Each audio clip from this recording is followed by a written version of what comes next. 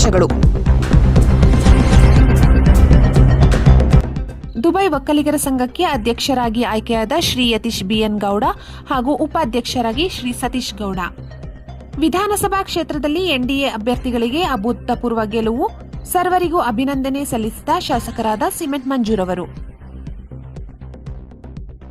Dubai ಒಕ್ಕಲಿಗರ ಸಂಘ 2025-26ನೇ ಸಾಲಿನ ನೂತನವಾಗಿ ಆಯ್ಕೆಯಾದ ಅಧ್ಯಕ್ಷರಾದ ಶ್ರೀ ಯತೀಶ್ ಬಿಎನ್ ಗೌಡ ಹಾಗೂ ಉಪಾಧ್ಯಕ್ಷರಾದ ಶ್ರೀ ಸತೀಶ್ ಗೌಡ ಅವರಿಗೆ TV13 ಕರ್ನಾಟಕ ನ್ಯೂಸ್ ಚಾನೆಲ್ ವತಿಯಿಂದ ಹೃತ್ಪೂರ್ವಕ ಅಭಿನಂದನೆಗಳು.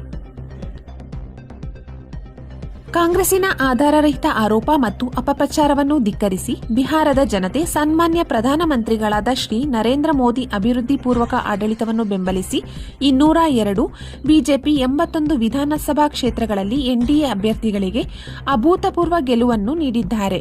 ಈ ಕುರಿತು ಬೆಂಗಳೂರಿನ ಬಿಜೆಪಿ ರಾಜ್ಯ ಕಚೇರಿ ಜಗನ್ನಾಥ್ ಭವನದಲ್ಲಿ ಮಾಧ್ಯಮಗಳನ್ನು ಉದ್ದೇಶಿಸಿ ಸಿಮೆಂಟ್ ಮಂಜೂರ್ ಅವರು ಮಾತನಾಡಿ, ಈ ಗೆಲುವಿಗಾಗಿ ಶ್ರಮಿಸಿದ ಸರ್ವರಿಗೂ ಅಭಿನಂದನೆ ಸಲ್ಲಿಸಲಾಯಿತು.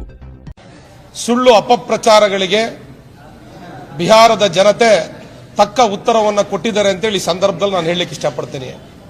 ಯಾಕೆ ಅಂತ ಹೇಳಿದ್ರೆ, ಈ ದೇಶದಲ್ಲಿ ಎಮರ್ಜೆನ್ಸಿ ಇರೋದ್ರ ಮುಖಾಂತರ ಅಲಯನ್ಸ್ ಇದೆ.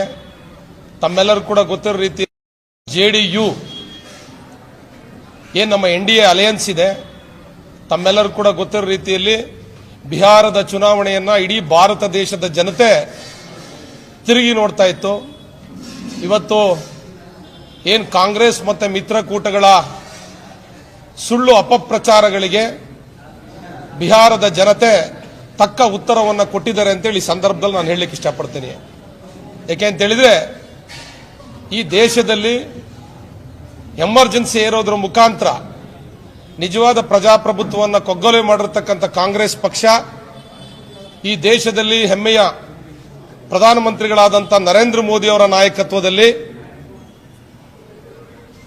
ಇಡೀ ದೇಶದಲ್ಲಿ ಉತ್ತಮ ಆಡಳಿತವನ್ನು ಕೊಡ್ತಾ ಇರತಕ್ಕಂಥ ಸಂದರ್ಭದಲ್ಲಿ ವೋಟ್ ಚೋರಿ ಅನ್ನೋದ್ರ ಮುಖಾಂತರ ಭಾರತೀಯ ಜನತಾ ಪಾರ್ಟಿಯ ಮೇಲೆ ಆರೋಪವನ್ನು ಏನ್ ಮಾಡಿದ್ರು, ಬಿಹಾರದ ಜನತೆ ತಕ್ಕ ಪ್ರತ್ಯುತ್ತರವನ್ನು ಕೊಟ್ಟಿದ್ದಾರೆ.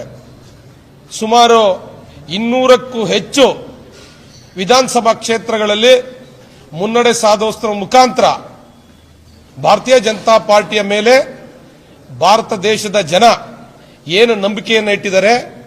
ಬಿಹಾರದಲ್ಲಿ ಪ್ರತಿ ಮನೆಗೆ ಸರ್ಕಾರಿ ಕೆಲಸ, 200 ಯೂನಿಟ್ ವಿದ್ಯುತ್ ಫ್ರೀ, ಬೇರೆ ಬೇರೆ ರೀತಿಯ ಆಮಿಷಗಳನ್ನು ಒಡ್ಡಿದ್ರೂ ಕೂಡ ಬಿಹಾರದ ಮತದಾರ ಯಾವುದೇ ಆಮಿಷಗಳಿಗೆ ಒಡ್ಡದೆ, ಯಾವುದೇ ಆಮಿಷಗಳಿಗೆ ಒಳಪಡದೆ ನರೇಂದ್ರ ಮೋದಿಯವರ ನಾಯಕತ್ವ, ಬಿಹಾರದಲ್ಲಿ ಮುಖ್ಯಮಂತ್ರಿ ಆಗಿರ್ತಕ್ಕಂಥ ನಿತೀಶ್ ಕುಮಾರ್ ಅವರ ನಾಯಕತ್ವವನ್ನು ಒಪ್ಪಿ ಭಾರತೀಯ ಜನತಾ ಪಾರ್ಟಿ ಭ್ರಷ್ಟಾಚಾರ ರಹಿತವಾದ ಆಡಳಿತವನ್ನ ಕಳೆದ 11 ವರ್ಷಗಳಿಂದ ಸನ್ಮಾನ್ಯ ನರೇಂದ್ರ ಮೋದಿ ಅವರ ನೇತೃತ್ವದಲ್ಲಿ ಕೊಡ್ತಿರ್ತಕ್ಕಂಥ ಏನು ಆಡಳಿತಕ್ಕೆ ಮೆಚ್ಚಿ ಇಡೀ ಬಿಹಾರದ ಜನತೆ ವಿರೋಧ ಪಕ್ಷವೂ ಕೂಡ ಅಧಿಕೃತ ವಿರೋಧ ಪಕ್ಷವನ್ನು ಕೂಡ ಕೊಡದೆ ಉತ್ತಮ ಫಲಿತಾಂಶವನ್ನು ಕೊಟ್ಟಿದ್ದಾರೆ.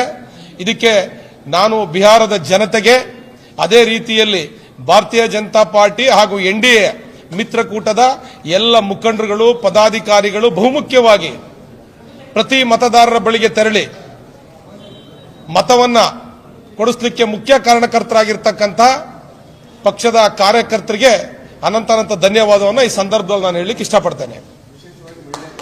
ಎಲ್ಲಕ್ಕಿಂತ ಬಹುಮುಖ್ಯವಾಗಿ ಮಹಿಳೆಯರು ಈ ಬಾರಿ ಅತಿ ಹೆಚ್ಚು ಮತದಾನದಲ್ಲಿ ಪಾಲ್ಗೊಳ್ಳುವ ಮುಖಾಂತರ ಭಾರತ ದೇಶದ ಪ್ರಜಾಪ್ರಭುತ್ವವನ್ನು ಎತ್ತಿಡಿತಕ್ಕಂಥ ಕೆಲಸವನ್ನ ಮಾಡಿದ್ದಾರೆ.